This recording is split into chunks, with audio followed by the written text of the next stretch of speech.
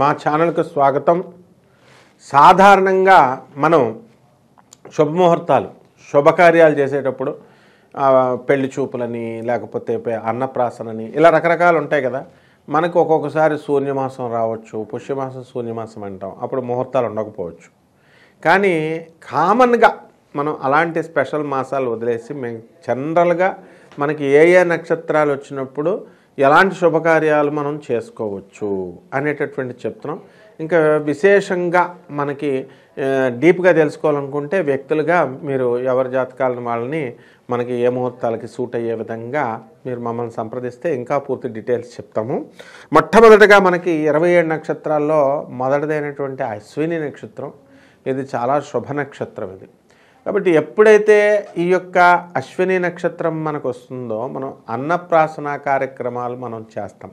అలాగే ఇది దేవతల డాక్టర్లు అన్నమాట, అశ్విని దేవతలు. అందువలన ఎవరైతే ఎంసెట్ రాస్తూ ఉంటారో, నీట్ రాస్తూ ఉంటారో అలాంటి విద్యార్థులు ఎవరైతే ఉన్నారో ఇటువంటి వాళ్ళంతా కూడా అప్లై చేసడానికి, ఈ యొక్క ఎగ్జామ్ రాయడానికి కూడా ఈ అశ్విని నక్షత్రం పడిందంటే మన అదృష్టం.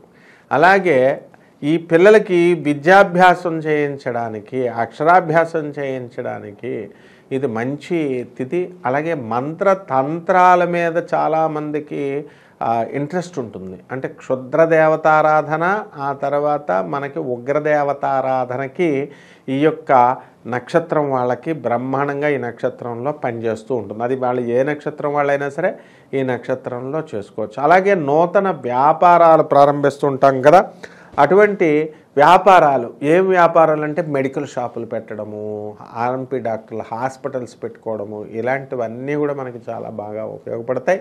ఇవి ఎవరికైనా సరే నామకరణం చేసినప్పుడు, ఆ పేర్లు పెట్టేటప్పుడు కూడా నామకరణం ఉపయోగపడతాం.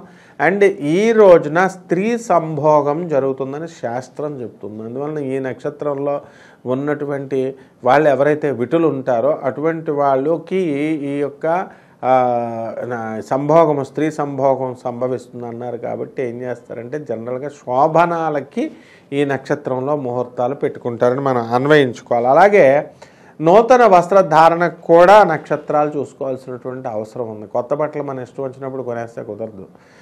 అందువలన ఏ ఏ రోజుల్లో మనం ఏ పనులు చేయాలో అవి ఈ నక్షత్రాల రూపంలో ఉంటుంది. అలాగే ఇప్పుడు రత్నాలు ఉంటాయి.